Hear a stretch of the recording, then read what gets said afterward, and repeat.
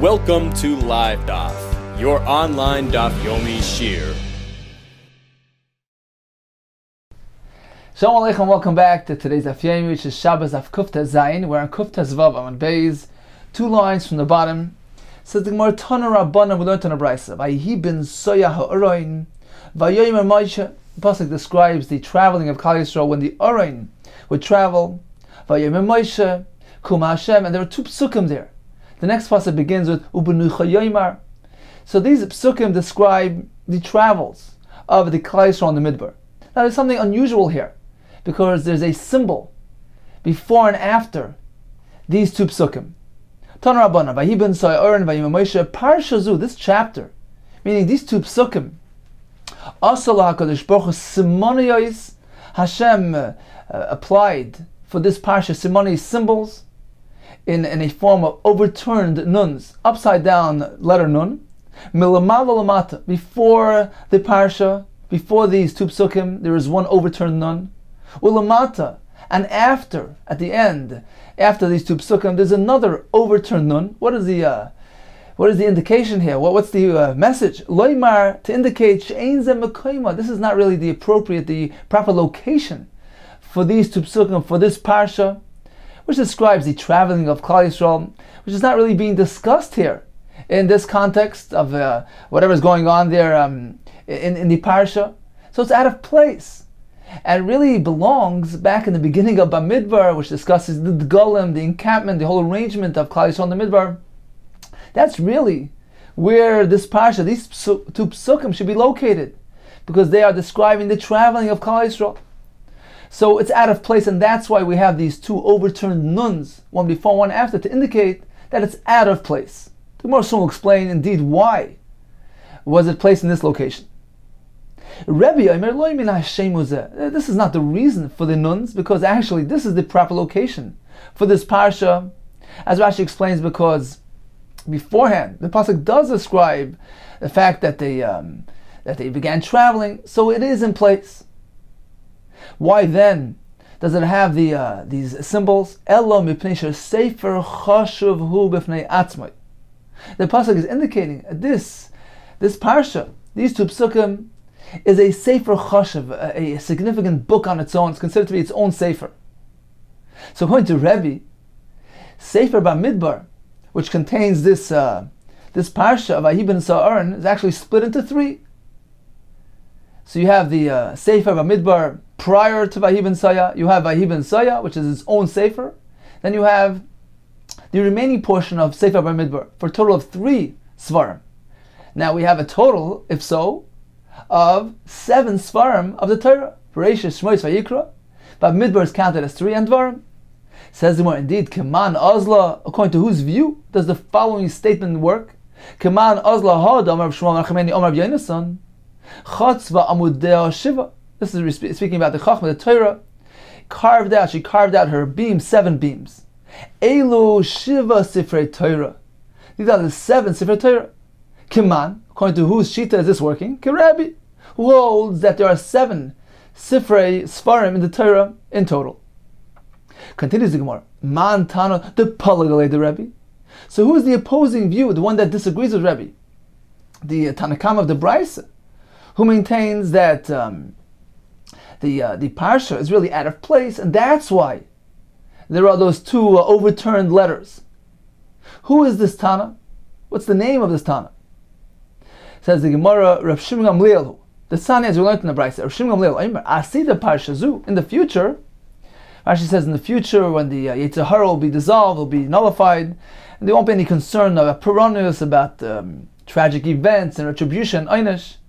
So in the future, Asida Parsha Zu Shati Oker Mikan, this parsha will be uprooted from this location here, V'tikasiv Imkaima, and it will be reinstated in its own place, in its proper location. V'lo Makasvakan, why did the Torah write it here?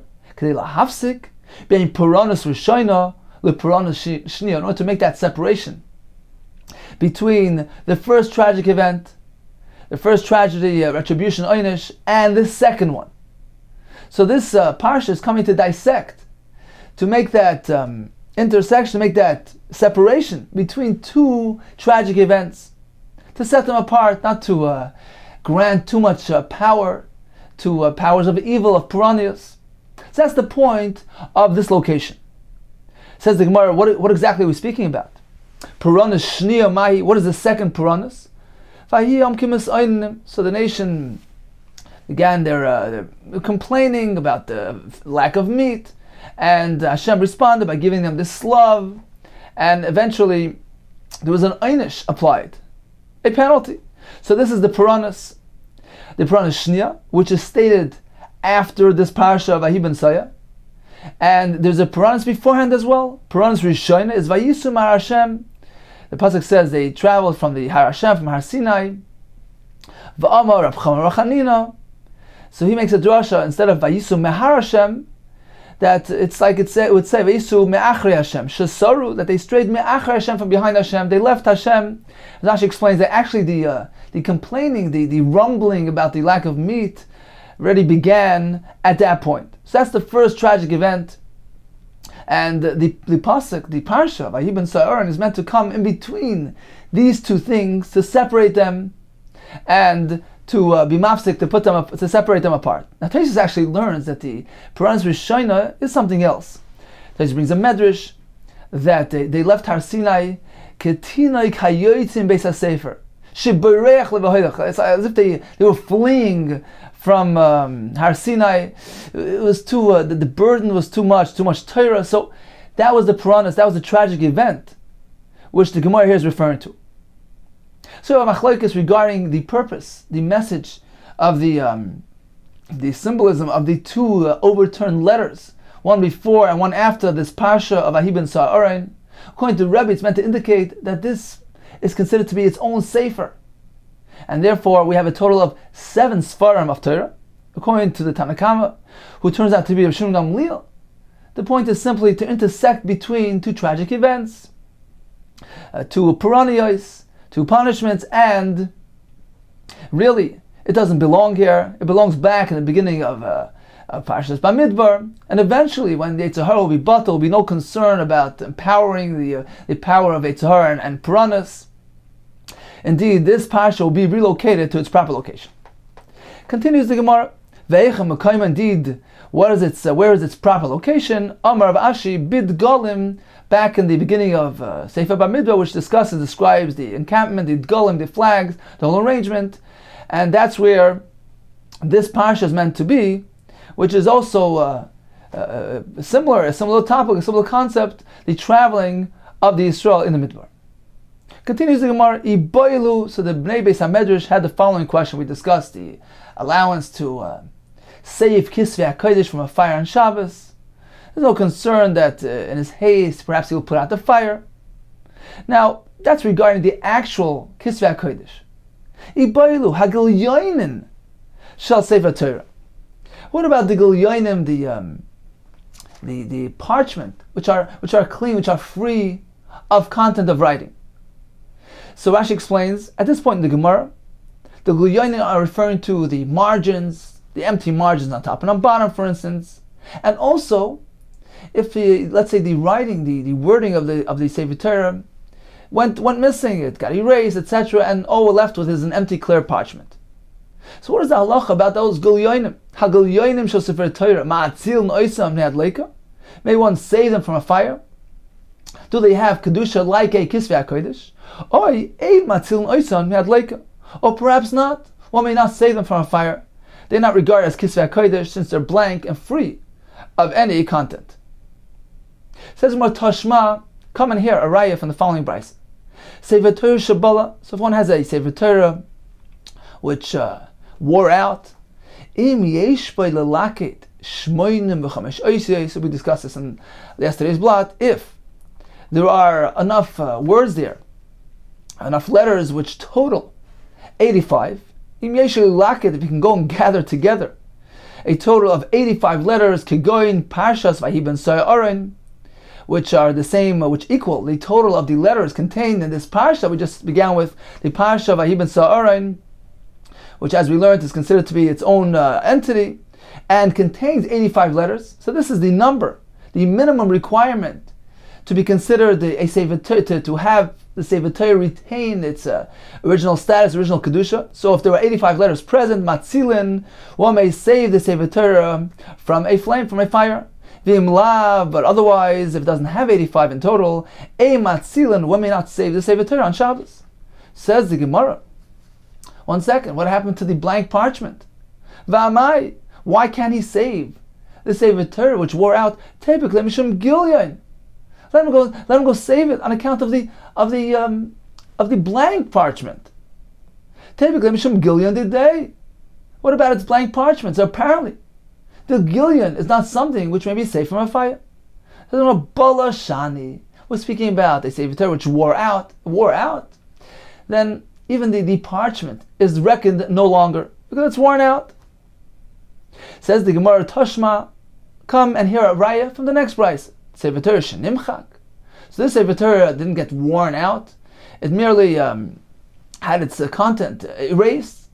So the Sefer Torah shenimchak, the wording got erased. Im yesh b'yelakesh shmeinim oisos.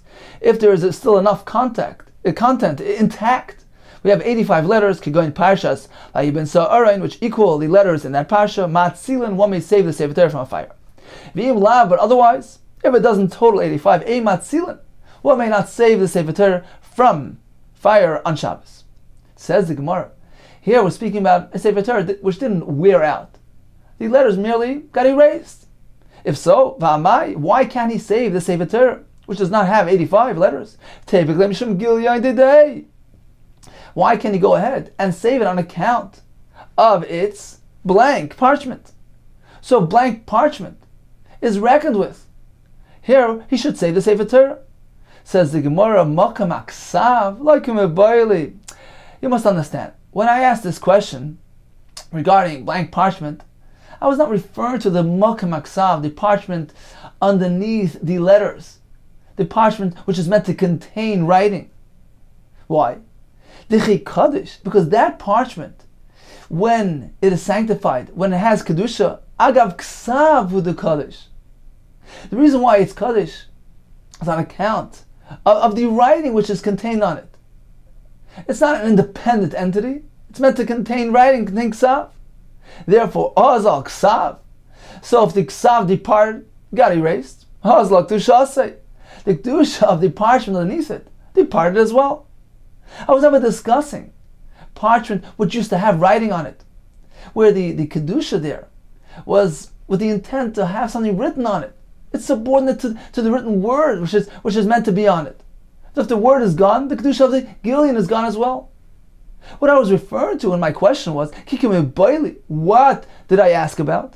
Shalmala v'shalmata, the empty margins on top of the page, on bottom, Shemay Parsha Parsha, between the two chapters, Shemay Daf Daf, between the columns, Shebetchilas HaSefer, Shebesayf HaSefer, beginning at the end of the Sefer. Those are meant to remain empty, not meant to contain any writing. So the question there is whether they are reckoned with, whether they have chashivas and kedusha of Kisvei HaKodesh regarding a fire. Let's take a look at Rashi inside here. Rashi here is off to the right, 24 lines from the top, beginning with the words Makam Aksav. Okay, Makam Aksav Shenimchak. So the Makam of the Ksav that got erased. It's not what I was asking about. The Vade Migar, certainly it's worse off. Why? The Chikadish Meikara. Because when that parchment achieved its Kedusha initially, Lav L'Shem Gilyon Chola Kaddish, it wasn't sanctified for the purpose of remaining clean and empty. Eladai to the Ksav. It was only Kaddish. It became Kaddish with the intention of having Ksav written on it. The Azli Ksav. And once the Ksav departs, since the Ksav departed, then it as well lost its Kedusha. So this parchment is subordinate to the writing on it. So when the Ksav is gone, the Kedusha of the parchment certainly dissipates as well. My question was, Shalmata Lomata, says Rashi, on top and on bottom, the Metchil L'Shem Chole Kaddish, which initially became Kaddish in order to remain clean and empty, clear. V'ashta Kishnimcha Ksav HaSefer, and now even when the Ksav of the Sefer went and was erased, Nami Cholaku, now as well, This margin is still clean and empty. It's clear, and therefore it never changed status. It was always clear. It was meant to remain clean. So perhaps does it have its own kedusha, and may one save it from a dleika on Shabbos? Says the Gemara. This is on the third wide line. Says the Gemara, "V'tepikle mishamahu." Now let's bring the following raya, because once again the Brisa tells us that if the lettering got erased, there's no 85 letters, he cannot save the Sefer Torah from a fire. Now, why not? What about the margins? V'tepikle mishamahu. There are margins on top and on bottom, which were never intended to have writing on them. So apparently, the Brisa seems to be telling us that those margins don't have a din of Kisvei HaKodesh, because otherwise, why can't he save the Sefer Torah on account of its margins? Says the Gemara, the guys Vishad, they were speaking about margins that were cut off and thrown away, and they aren't present. They're not there. That's the case in the Brisa. Therefore, we have no raya from this Brisa regarding our question. Toshma, come and listen to a raya from the following Brisa. Hagil yoinin shel malav shel mat. Those margins, top and bottom, should be in parsha le parsha, between one parsha and the next, should be in daf le daf, maybe one column and the next, should be tchilas ha-sefer, which is sefer ha-sefer, whether the margin from the beginning of the sefer or the one at the end of the sefer. So those empty portions, metam and asayedayim, they have the ability to give over tumah, transfer tumah to one's hands who touches those empty spots. They are regarded in the same status as the Kisvei HaKodesh, where the Chacham made a gzera. We learned this earlier in Masechus Shabbos, that the Kisvei HaKodesh on Matamis one's hands and make them into a Sheni Tumah. He can go ahead and disqualify Truma when he touches the Truma with those hands that touch the Kisvei HaKodesh. Why was this gzera enacted? On concern for the damage that was happening to the Sfarim, by being attacked by mice, because people were hiding, putting the Truma next to the Kisvei HaKodesh. The mice that would come and eat the Truma would actually attack the Sfarim. In order to discourage people from this practice, Chachamim said, well, the Kisvei HaKodesh are metameh one's hands with regard to Truma. So the Brisa here tells us that not only the written portion, but even the empty margins have the same ability to metameh one's hands. So we see that they are considered to be Kisvei HaKodesh as well. Says the Gemara, Dilma Agav Sefer Torah Shani. Perhaps here it's different because they weren't cut off. They're not independent margins. They're sitting with the Sefer Torah. They're attached to Sefer Torah. So perhaps the fact that they're attached to Sefer Torah, Agav Sefer Torah Shani, that's different, because they're bottled to the Sefer Torah. Certainly in this case, they are regarded as part of the Kisvei HaKodesh and can go ahead and par tumah. Our question was regarding those margins which were separated from the Sefer Torah. For instance, a Sefer Torah which was erased and there's no more written portion. All we're left is with those margins. But if they're connected to an existing Sefer Torah, certainly they will have the same din as a Sefer Torah. Toshma, come and listen to the following right. Hagil yoinin, margins, it was Sifrei Minim, and the Sfarim that were written by Minim. These are Jews that were adopted Avodah Zarah views. So these things, one may not save them from a fire on Shabbos. So he just leaves them as is and lets them burnt, allows them to be consumed by fire. Hein, v'askaris them, and the askaris, the mentionings of Hashem contained therein. So the Brisa says, Hagil yoinin v'sifrei minim. My love. Doesn't the Brisa mean to say, Gil yoinin the Sefer Torah? The Brisa is speaking about two things. The margins of a Sefer Torah, that's number one. And number two, the Sifrei Minim. They're not meant to be safe from a fire on Shabbos. See how we have clarity on our question? Says Gemara, Loi. Gil yoina dis Sifrei Minim. The Brisa is speaking about those Sifrei Minim, written by those idol worshippers, and the Gil yoina of the Sifrei Minim. Says the Gemara, why does the Brisa need to list both things? Hashta Sifrei Minim Gufayim. Now if you tell me that the actual Sifrei HaKodesh of the Minim, the actual Sfarim, Eimatzilin, are not allowed to be saved from the fire. Gil yoinim ibayad, you need to inform me regarding the margins. If the Sefer itself is not reckoned with. Certainly the margins of those Sfarim. So why does the Brisa need to list them as two? Hachi Kamar. Says more, this is what the Brisa means to say. V'sifrei minin harihen kegil yoinim. The Sfarim that are written by minim have no value. One doesn't say them. They are equivalent, they are equated to. Like gil yoinim, like mere empty pieces of parchment. They are not considered to be Kesvei HaKodesh. One doesn't say them, one just lets them be consumed by fire. So the Brisa is not discussing the margins of a legitimate Kesvei HaKodesh, such as an hour question. So in summary, we had a shayla regarding saving Gil Yoinim margins. The Gemara tells us, well, it depends. If we're speaking about a Sefer Torah which wore out, then even the margins are not reckoned with because everything got worn out. And the Sefer Torah, which doesn't have those 85 letters, and doesn't have the status of the Kesvei HaKodesh, then the margins as well are not reckoned with. The Gemara told us as well that the Mokem Aksav Shenimchak, so the parchment which was meant to contain the written portion, and that written portion got erased, the parchment underneath it is no longer reckoned with, because the whole Kedusha of that parchment was in order to contain, to feature on it the writing. So if the writing is gone, then the Kedusha of the parchment departs as well.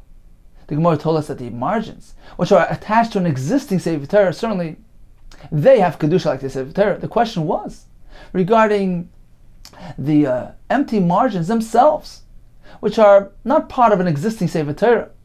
For instance, Sefer Torah which was completely erased. So those Gilyonis, those margins, do they have their own independent Kedusha? And therefore one may save them from a fire on Shabbos or not? The Gemara seems to leave it undefined and inconclusive. Says the Gemara Gufa we just learned.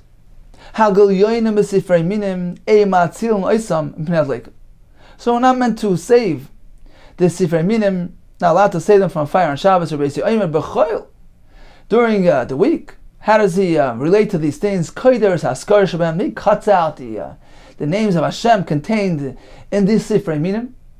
And he goes and he hides them, or he buries them, for instance, because they have Kedusha. V'ashar, and the rest of the Sefer, and he burns them. But the names of Hashem still have Kedusha. One is meant to bore them out and be goynes them. Amar Tarfon, he disagreed vehemently. He said the entire thing is meant to go and get burnt. And he said like this, I should cut off my children, I should bury my children. This is a very severe expression to highlight his opposition to Rabbi Yossi's Shita. He says, well, I should suffer the consequences, I should bury my children if what I'm saying is not true. So this was just to prove just to prove his point. He says,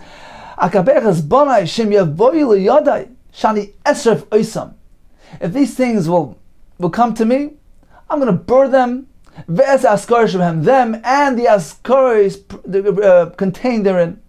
He holds that apparently the askaris, even the Shemas Hashem written in these Sifrei Minim, are not reckoned with, they're not properly written, they don't have the proper Kedusha, they're meant to be burnt together with the entire Sefer. And he continued to say, Ashafilu Adam Roidev Achrav, even if one is pursuing him, to kill him. So this is a euphemism.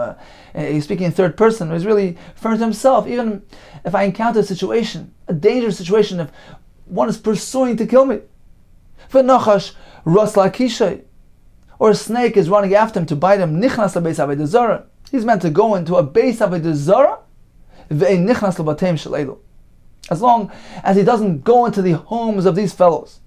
So going into a true Beis Avodah Zarah of non-Jews is preferred over going into the homes of these minim, of these Jews who believe in Avodah Zarah. Why? Shalalu, because these fellows, these minim, makirim, they're aware of Hashem. V'koifrim, nevertheless, they choose to deny. V'halalu, but these goyim, makirim v'koifrim, they're not aware and deny, meaning they're merely carrying on the tradition of their family, what they were taught. They're not doing it deliberately, like these minim. On these fellows, on these minim, the pasuk describes and says, behind the doorway and the post, samt Zichroinech. You've placed your memory, meaning you're fully aware about Hashem and His presence. And you've cast that memory aside behind the doorway. You've chosen to ignore it. Rabbi Shmuel. So Rabbi Shmuel will highlight Rabbi Tarfon's approach that one is meant to burn the entire Sefer, including the names of Hashem mentioned therein. Says Rabbi Shmuel Kavachem. Let's employ Kavachem. Uma lase sholem ben ish leishtay. If we see that in order to achieve, to accomplish sholem between husband and wife, this is the case of a saita, a woman who was accused of straying from her husband. So the procedure, they would take the water, they make the mayim amorim and give it to drink. Now in that water was rubbed in the shame of Hashem. They took the parsha of saita, which they wrote on the parchment, and they rubbed it into the water. So the name of Hashem was erased in order to achieve shalom in a Jewish home. If in order to achieve that, Torah said, Shmi shenichta b'kedusha, my name that was written with holiness, Yimachal hamayim, will be erased on water. Halalu, these individuals, shematilin kina, that they bring about jealousy, ve'eva, and enmity, ve'sachris, and dissension between Yisrael and Shamayim. They cause all this tragedy to happen. Achas kama v'kama. Certainly, one is meant to go ahead and burn their sperm with the Shem Hashem contained therein. This will be a sign of protest and negation to them and their positions. V'aleim amar David, and on them, David HaMelech said, Haloi mesanecha Hashem esna. Hashem mesanecha Hashem esna. Your haters, I hate. Ubiskoimecha eskoitot, and the ones who stand up against you, I will fight. Tachlis sina senesim, extreme hatred, I hate them. Lo'oyim hayuli, they are my enemies. Ukeshem shem atzil oisim ne'adleka, just as one does not rescue the sifrei minim from a fire on Shabbos, likewise, one does not save them from a collapsed building, nor from water, from anything else that is causing them destruction. So one just leaves them and does not save them at all. Continues the Gemara, Rav Yosef bar Chanan, Rav. So he asks the following question of Rav. Hani sifrei devei avidan. So Rashi explains that Be'avidan was this place where they would conduct debates. So non-Jews would debate Jews with matters of philosophy. So it wasn't really Avodah Zarah. So the question is that these Sfarim, these books that the Goyim used to write down the notations to prepare themselves for the debates, which apparently contained matters of Kedusha as well. So Hani Sifri, the Be'avidan, Ma'atzil No'isam Minat Leika, or Yei Ma'atzil. Can one save them from a fire on Shabbos or not? So he wasn't sure. He said, in, yes, v'lav, no. He wasn't sure. Yes, no, v'rafi b'yoda, he was loose in his hands. He wasn't clear about this matter. Continues the Gemara, Rav, loy ozel, levei avidan. He didn't go to those places of debate. V'koshken is certainly levei nitzrafi, to this Avodah Zarah home, this place of idol worship, levei nitzrafi. So he didn't go to the debate, and certainly not to the Avodah Zarah's home. Shmuel, on the other hand, Levei Nitzrafi Lo Yazel, he didn't go to the this building of idol worship, Levei Avidan Azel, but he would go to the debating arena. Amar Le Rav. So the fellows, the non-Jews that used to debate, they were wondering why Rav wouldn't come. So they told Rav, Amar Le Rav, my time in Le'asas Levei Avidan. Why don't you come? Why aren't you present at those debates? Why don't you come join the fun? Amar Lahu. So he tried to push them off and avoid. He said, Tikla planya ikab'urcha, there's a certain palm tree on the way, v'kashali, and it's difficult for me to pass. The roots grow high and it's hard for me to get through. Niakri. So they offered, they said, you know what, we'll pull it out. This way, it could come, no problem. So he responded, Duchte kashali, its place is difficult for me, meaning the pit, which will result upon pulling out the tree, will make it difficult for me to pass. So he was simply trying to avoid and push them off. Mar bar Rav Yosef, Ma brar Yosef Amar, he said as follows: Ano minayano, I'm one of theirs. I'm an acquaintance of theirs. I'm not concerned, not afraid of them. However, says the Gemara Zimna Chada, actually one time Azel, he went to the debates, and indeed it resulted this time in his life being put b'sakana, in danger. Bol iskune, they wanted to harm him, to kill him. And indeed Rashi explains that for this very reason, Rav and Rava mentioned earlier refrained, avoided attending these events, these debates, due to the frenzied nature of these events. They were concerned that perhaps their opponents would gang up on them, harm them, and kill them. So they avoided attending these events altogether. Continues the Gemara. Ima Shalom, this was the name of this woman, Ima Shalom, Dvisu de Rabbi Lezer. She was the wife of Rabbi Lezer. Achsei to Rabbi Gamliel Havoy. She was the sister of Rabbi Gamliel. Says the Gemara, Havahu Philosopha, there was this fellow, this philosopher. Now this actually says that the word philosophus in Greek means dud ha-chachma, a vat of wisdom, of knowledge. That's the root of the word philosopha. So there was this ahu philosopha b'shavusay, there was this philosopher that lived in the neighborhood of Rabbi Gamliel. Davashakal Shema, who had this, who established for himself a reputation, that he doesn't take any bribes. So he conducts his court cases with integrity and honesty. He doesn't take bribes. Bo la'achuchebe. So Ima Sholem and her brother Rabbi Gamliel wanted to ridicule him. They wanted to expose the true nature of this fellow. So they did as follows. So first, she, Ima Sholem, brought him and granted him a real good bribe. Shraga ahava, a golden candelabra. V'azal l'kameh. And either they both went together or she went herself, depending on the girsa. So they presented their case to him, and they said as follows: Amrle. So she told him, after she bribed him, she said, "Ba'ina de niflagali, I would like that they grant me a portion, b'nichse de beinashi, in the inheritance of my home, my father's inheritance." Amrlahu. So this fellow, this honest judge, he said, "Amrlahu plugu, yeah, you should go ahead and give her a portion in the inheritance." Amrle. So Gamliel challenged. He said, "Ksivlon, in our Torah, Ksivlon by rice, in our Torah it says, v'makayim bra, when there is a son there, in the presence of a son, brata leiteris. When there's a son around, barta, a daughter leiteris. She does not inherit. She doesn't have schusim. Doesn't have rights." Amar lehu, Amar le. So this fellow told Gamliel, "Min yoyma de galisum arachan." From that day that you've gone into Golas, you've been exiled from your land, you should know there was a change, a transformation that took place. Is natalis a raisa de Moshe. So the Torah of Moshe was removed, taken away, and instead it was substituted. A different sefer was given.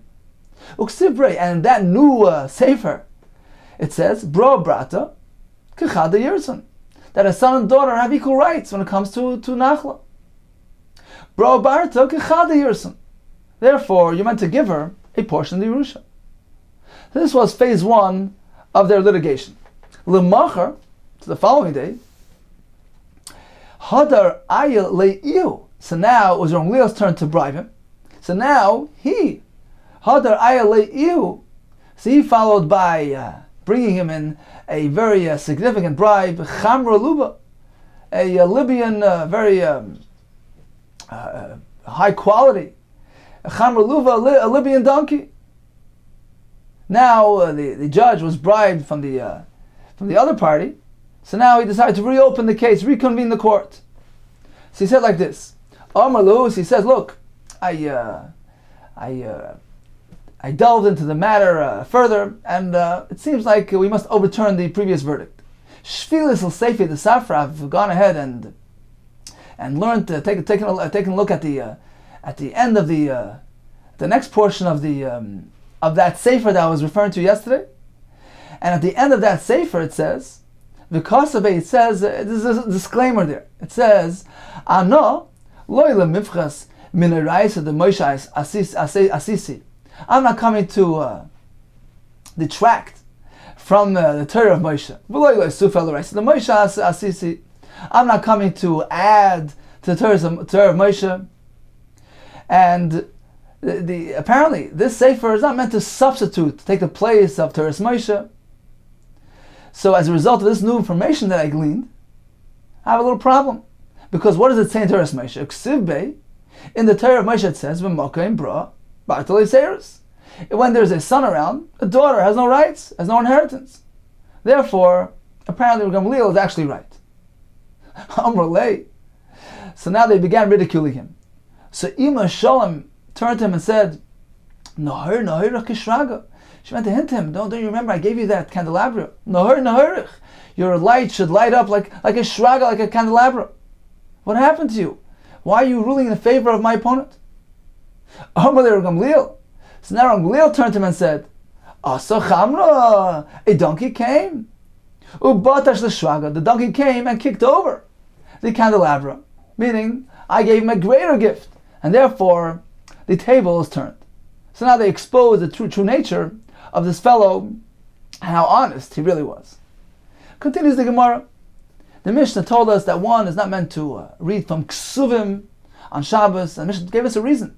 Why? Because of Bittul Beis HaMedrash, we're concerned that it may interfere with the attendance of the Drush and Beis HaMedrash, which was deemed more important than learning Ksuvim. Amarav, lo yishanu. This is only a concern when El Bizman Beis HaMedrash, during the time of the drasha. It's not meant to interfere with the drasha. So during the time that speech took place, one is not meant to learn Ksuvim.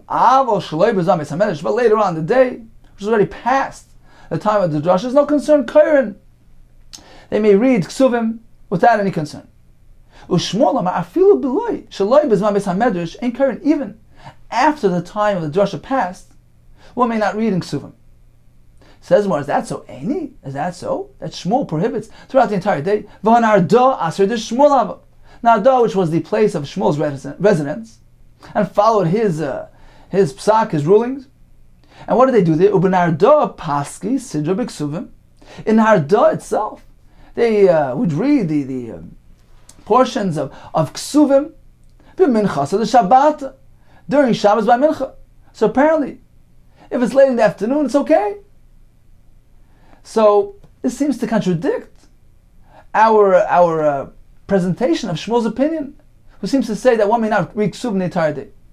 Says Ma'ela, if we have a dispute between Rav and Shmuel, Itmar. This is the proper version of their discussion. Amar Rav Shanu. This is only concerned El b'makam Beis HaMedrash. Only b'makam Beis HaMedrash, meaning the place of the Beis HaMedrash where the Chacham does his drasha. That's where we're concerned about interference. But outside the Beis HaMedrash, not in that place, it's okay, because since it's in a different location, it's not deemed to be a interference to the drasha. This is Rav's opinion. Ushmol Amar, location is irrelevant. Bein b'makam Beis HaMedrash, ubein shloi b'makam Beis HaMedrash, one may not read. But that's provided Bizman Beis HaMedrash ain't current. So during the time of the drasha, when it can interfere and prevent one from going to the drasha, one may not read, whether he's actually at the location or at a different location. But in a different time, when it's already past the drasha time, one may read. So location is not the issue here, but it's the timing.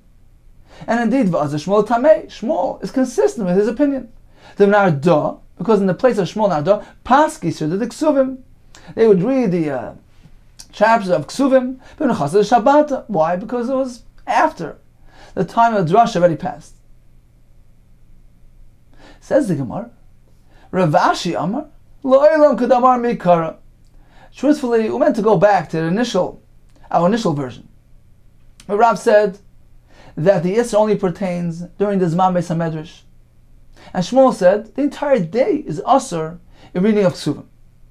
Ushmuel Kar Nechemya. Shmuel is merely presenting a different shita, the view of Rabbi Nechemya, meaning the Tan of our Mishnah has one approach to the Isra of Ksuvim. The reason being for concern of interference of the attendance of the Beis HaMedrash. And therefore, according to that, based on that reason, the Isra only applies to the Zman of the Beis HaMedrash, as Rav presented. Shmuel doesn't disagree with that. Shmuel certainly agrees that according to our Tana, according to the Chachamim in our Mishnah, where the reason, the concern is for interference of a drasha, then certainly this concern only applies during the Zman Beis HaMedrash. When Shmuel tells us that the Isser applies throughout the entire day, he's merely presenting an opposing view, a different sheet of Rav Nechemya. Now he himself doesn't agree with Rav Nechemya. He certainly follows the Chachamim, who base their concern on the drasha, as we find that in the place of Shmuel Nadar, they would actually read Ksuvim later on in the day when it didn't interfere. It wasn't deemed to be an interference to the drasha. But when Shmuel presents the Isser as though it applies the entire day, he is simply presenting the Shita of Rav Nechemya, who holds indeed that the Isser of Ksuvim applies throughout the entire Shabbos because it is based on a different reason, a different concern altogether. Says the Gemara, Shmuel Rav Nechemya. The Sani has learned in the Brayso. Afa Bisha Amru, Kisvei HaKodesh Ein Koyer Behem. Although we said that one may not read these Kisvei HaKodesh, Alo Shoyne Behem, but nevertheless one may go ahead and learn orally, Baal Peh, Rashi says, can go in Midrash, Hashim, Kehelis. So you can go ahead and learn Baal Peh. V'doishim Behem, one may go ahead and present a drasha based on the Ksuvim. So as long as he does it orally, Baal Peh, it's okay. Nitzach love pasuk. Now, if this person in the middle of the drasha needs to look up a pasuk, he can do so. Maybe V'roiba, he can bring the Ksuvim, take a look, and find this pasuk. As long as he doesn't actually dwell and learn the Ksuvim inside. Why? What's the difference? What is the reason for this Isser? So that the public will say, they would glean from this, if one is not meant to read the Kisvei HaKodesh, certainly and certainly one is not meant to read ordinary documents, business documents. So this is the reason for the Isser, in order to highlight the restriction of reading Shtorei Diotis on Shabbos. Therefore the Chum presented this limitation, this restriction of Kisvei HaKodesh to highlight, to send that message to the general population. You have to be careful what you read on Shabbos. Don't get involved in reading business documents. So in summary, regarding the halacha of Ein Koren B'Ksuvim on Shabbos, we have two approaches. According to our Mishnah, according to the Chachamim, the reason is because of Bittul Beis HaMedrash. As Gemara tells us, this only applies Bizman Beis HaMedrash, during the time of the drasha. According to Rav Nechemya's approach, the reason is for concern that one may read Shtorei Diotis, business documents. If so, the Isser is not limited to one time or another, rather applies throughout the entire Shabbos equally. Continues the Mishnah. Matzilin tika sefer im sefer. One may go ahead and save the container of the sefer of the Kisvei HaKodesh together with the sefer. So when he's saving the sefer, he can go ahead and take the container with it, because it's part of it. It's batal to it. It's secondary to it, and therefore it goes together. Likewise, v'tikat tefillin mat tefillin, the container of the tefillin together with the tefillin. Va'af al pi, here comes the chiddush. Af al pi sheyesh v'seichem mois. Even though there's some money in this container, he can bring it along all at once. Concludes the Mishnah. Le'echem atzil noisen. Where can he go ahead and bring the Kisvei HaKodesh? L'mavish enu foolish. He can bring it to an alleyway which is not open from both sides. It's actually protected and closed on three sides. He can even bring it to a Maveh HaMafulish, which is open from two sides, as the Gemara will explain in detail. Continues the Gemara, Tana Rabbanan, we learned in the Brayso. We're going to have a machlekes, which is actually related to the discussion now in Mishnah. The Brayso says, Arba Sar Shecholis B'Shabbos. If the 14th day of Nisan, which is Erev Pesach, which is Erev Pesach, a time to bring the Korban Pesach, if it falls out on Shabbos, then we know that one may bring the Korban Pesach even on Shabbos. So although it involves malachos, we learn from a pasuk that it is Deicha Shabbos, and one can go ahead and do it on Shabbos. Now what about flaying? What about removing the skin of the Korban Pesach? That's not really pertinent for the akrova of the Korban Pesach. Says the Brayso, Arba'asar shecholius b'Shabbos mafshitin es haPesach ad hachaza. One may skin, remove the hide, one may flay the korban, but only ad hachaza, until its chest, to provide access for the imurim, those parts, those fats that are meant to be extracted from the korban and offered on the mizbeach. So it's part of the korban. It's necessary for the akrova. So he maintains that only partial flaying is permitted. There's no problem. He can go ahead and remove the entire skin of the entire carbon. Says the Gemara, we understand his view that only partial skinning is allowed. Why? Because the heter is simply for the sake of the carbon. Because once he gets to that point, to the chest, he has already done tzarek gavaya. The higher calling, the spiritual needs were already met, because he has full access to the emurim, which allows him to bring the carbon properly. But more than that, it's not allowed. But according to the Rabban, who allow flaying the entire carbon, removing the entire skin. Why? What's the reason for this? Because the pasuk says,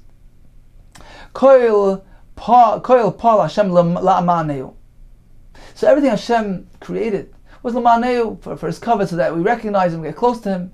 Everything in this world has a purpose. Everything a person does is meant to lead to that goal. So here as well, one may skin the entire carbon because it's being done for the goal of a good goal, good purpose for Hashem. Says Gemara, how? In which way? In which way is it serving a higher purpose? Says Gemara, two approaches. Rabbi Yosef Amar, it prevents the flesh from spoiling. So by removing the skin, the meat of the carbon will be exposed to the air, and it will lessen the chances of it getting spoiled. So by doing so, he's maintaining the honor, the covet, the respect for the carbon. Therefore, it's allowed. Even entire flaying is allowed. Rav Amar, a different approach. Shelo yu kache shamayim, so that the kache shamayim, the carbon, should not be mutom with nevela, lying like a nevela, like a dead animal. So leaving it there as is with his skin on it, it looks like a nevela. It's not covered for the carbon. Therefore, one may go ahead and remove the entire skin. So this is l'ma'anei, for the sake of Hashem, for the sake of maintaining respect for the carbon. Says Gemara, okay, we have two reasons. My benayu. What is between them? Meaning, is there any halachic difference between these two reasons? Now, yes, there is a difference. The monach absurd the dahava. Let's say the carbon was sitting on a golden table, in which doesn't appear like an avela, like an ordinary dead animal. It looks unique. It looks special. So according to Rava,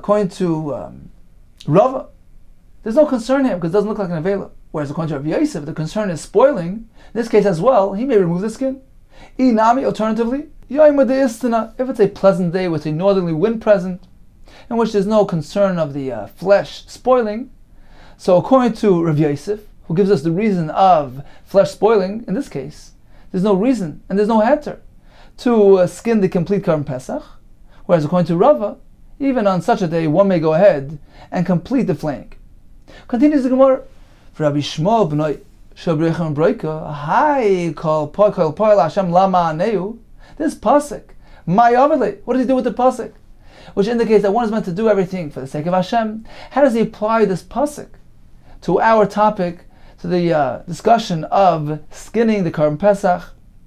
Says the Gemara, actually, it is based on this pasuk that he holds that one is meant to at least partially flay the carbon Pesach. Why?